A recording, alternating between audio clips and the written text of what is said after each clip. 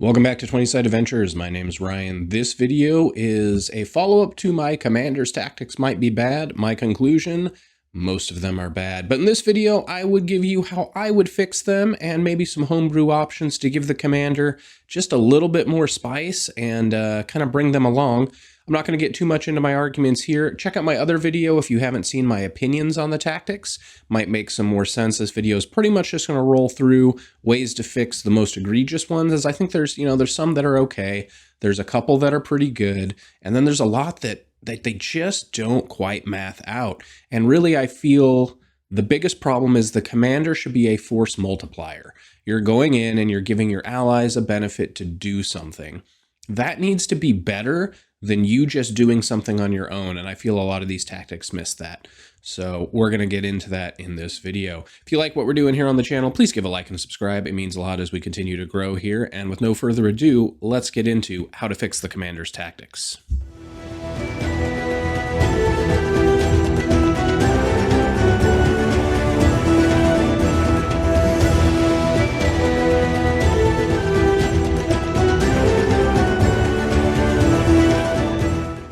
Okay, as I said, fixing the Commander. So my primary complaints, not a force multiplier. You're not taking your actions and improving others around you enough to where it just wouldn't make sense for you to make that strike or you to do the thing, mainly because there's just an action economy imbalance in this class compared to things we traditionally see from other classes that just puts the Commander behind. Another problem that I didn't mention on this, but a lot of people have said, is the party has to tailor itself kind of around the Commander to get the most benefits out of the Commander, instead of the Commander just benefiting any party they drop into. There's definitely certain builds that would lean into having a Commander more than others, and it's strange to have to build a party around your character. Some of this tries to level that out. Most offensive tactics are mathematically worse than similar actions by other classes. So we're going to get a little crunchy on this one. Bear with me for that. And then the key attribute has minimal purpose. This is one of the few classes where your key attribute isn't something you want to lean into very heavily most of the time. There's a few tactics that use your class DC, so your key attribute will be a couple points worth there. But by and large, if you're going to be a more offensive commander or want to be impacting the battlefield yourself, you're going to take intelligence enough to get enough people into your tactics pool, your squad mates, and then you're going to go strength and dex because you're probably a melee fighter. And since we're doing an intelligence-based melee character, why doesn't the intelligence modifier lean into more things? Okay, here we are on Double Team. I'm not going to reread all of these. The other video goes into that. This one, basically, you shove. If you shove them into an ally, the ally gets to hit them, right? So the problem is the strike component is contingent on the shove. You, first of all, need to have someone that has good enough athletics to make this work. If you have someone that hasn't max strength, isn't trained all the way up, some of these numbers are going to vary. All of the math I'm doing is assuming you're the best at athletics. You have a standard attack modifier, so you're not the fighter. The fighter will be a little better at this. And you're not like shoving them into a mage or something who's going to be behind, and they're going to be melee striking for some reason. This also assumes same level bad guys.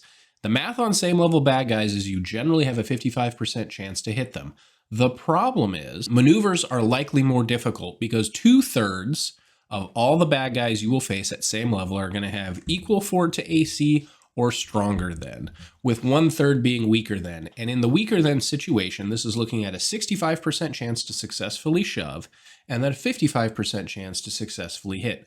The statistical probability that both of those things happen is 35% chance. There is no other 2-action activity as a level 1 character that has a 35% chance of success to get the same amount of output as you would have by doing a shove for one reaction and an attack for a second action. So this is the same amount of actions because the majority of level 1 2-action activities are either granting 3 actions or they're giving you a significant bonus on the 2 actions you're taking. These 2 actions are just straight normal actions for the cost, and one of them is you only have a 65% chance, more likely you have a 55% chance that you even get to have the second action happen, and it costs someone's reaction. Now, the Commander can mitigate that, so I'm not really worried about the reaction component on this, but overall, you're getting a 2 for 2 with a 35% chance to hit, where every other class has a 2 for 3 or a 2 for 2 with a 55% chance to hit and a significant bonus on whatever is happening. Like Vicious Swing, for example. You're getting a 50% damage output for taking 1 action in place of 2. Pretty substantial.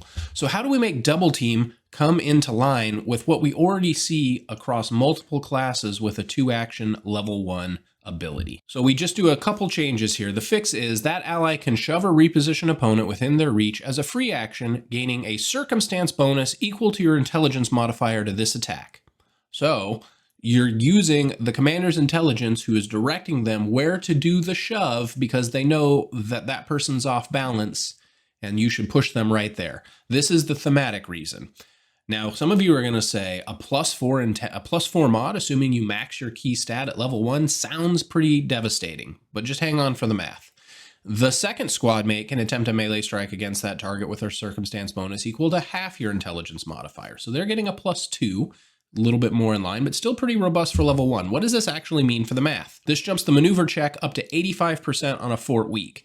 And then the attacker jumps to a 65% chance to land their attack. Those two together becomes 55%. So even with these two adjustments, against a fortitude save weak bad guy, you will be on par with every other class's 2-action activity.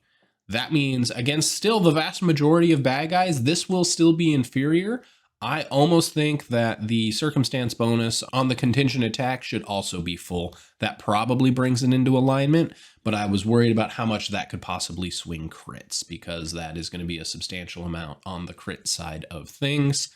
All in all, I think this at least makes Double Team compelling because you're very likely to get the shove, maybe even a critical, which shove and reposition criticals aren't that impressive.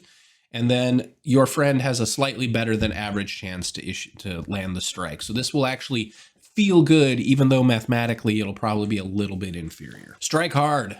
The internet loves strike hard because you get to let someone do a 1-action activity for the cost of 2 actions on yourself that you could just do yourself, which if you're maxed in strength, you're going to be just as good as whoever you're asking to hit for you, and you still have 2 other actions to do something else. The argument can be you get 2 full MAP attacks on a round because you get 1 and your buddy gets 1. Okay. And given you shouldn't be maxed on strength or dex because you're leaning into your key intelligence stat, you're still going to be a little subpar than most other strikers. So how do we fix strike hard to make it a truly compelling choice? The fix. That ally immediately attempts a strike as a reaction with a circumstance bonus equal to your intelligence modifier to damage. So now, instead of helping them hit, you're going to help them hit a little bit harder. So this brings into balance with similar 2-action strikes, Vicious Swing. So Vicious Swing adds per dice on average between 2.5 and 6.5 damage, depending on what size dice you're doing. Granting a static +4 or +5 at higher levels keeps this from being inferior to other classes' 2-action primary offensive abilities.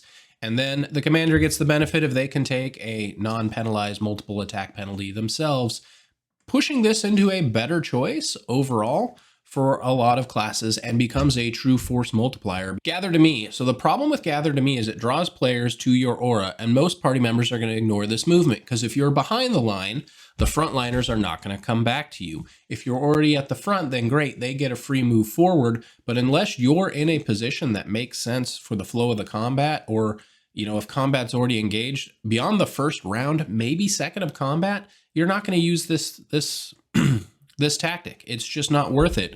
And if you want to make it the forward pushing, bring everyone into the combat, there's a much better way to do that. The fix. Change Gather to Me to Follow Me. Convert it to a 2-action where the commander gets a stride and a strike, and then they can offer the other allies to come with them. So this is in line with like defensive advance. You're getting a move, an attack, and instead of raising your shield, you're offering your allies to follow you in on this charge.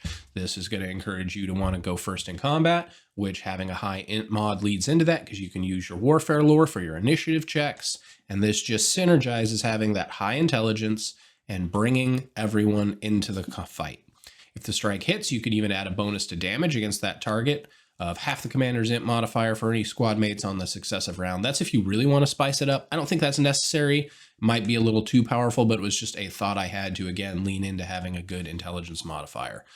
Main key, this lets the commander to actually be part of the battle because you're moving in, you're doing a thing, your allies are coming with you, and you feel more heroic leading from the front, moving the banner forward.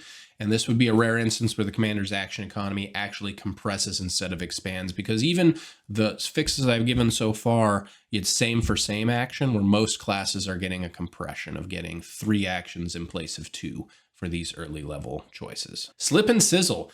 This is one of the better options that the commander comes with out the gate, but it has some weird rule caveat that punishes casters unless they're using like a staff or they have a wand on hand or they're just using cantrips. And it's strange to punish your players for doing the thing that your class wants them to do. So how do we fix this? Number 1, we just remove the slowed 1 penalty and just get rid of it, or restrict this to cantrips only if that's what the designers really wanted. Don't just hate on casters for hating on casters' sake. That's it. This one's so simple. Get rid of slowed 1, or just say you can only use cantrips for it because you don't want them dropping their big powerful spells with a reaction. Keep it to cantrips only. They still get a free spell cast, and everyone's happy. Defensive retreat. 3 steps is not a lot of movement, and if you're fighting really big bad guys, this isn't going to be that much of a defensive retreat. Most of the time, you're just pulling people out of combat, and you're going to inconvenience their round more than you're going to inconvenience the bad guys, unless the bad guy goes next and they have to burn 1 movement to catch them, because that's all it's going to take. If it's a massive bad guy with extra reach, whatever, they're not going to... they may not even get 3 steps, may not even clear a bad guy if it's a really big bad guy. And lastly, retreating's lame. Why would we want to encourage retreating? The fix. Change 3 steps to a movement action, which you can move 5 feet for each intelligence modifier the commander possesses up to your maximum move speed. So this again is encouraging the commander to have high int. You're going to cap it that you can't move any faster than you normally would be able to normally. And then you also make it that this attack does not incur attacks of opportunity. So you can move around the battle. Combine this with the gather to mean motion that the movement has to be within and towards the banner and away from enemies. So you can still make it kind of retreating, but make it much more of a rally to the banner for a new push, and instead of a true retreat that really doesn't even get your people far enough away. This keeps the movement similar, but enough to actually clear danger. It's flavored as a regroup instead of lame retreating, and it utilizes the commander's key stat, which there's not enough that does that.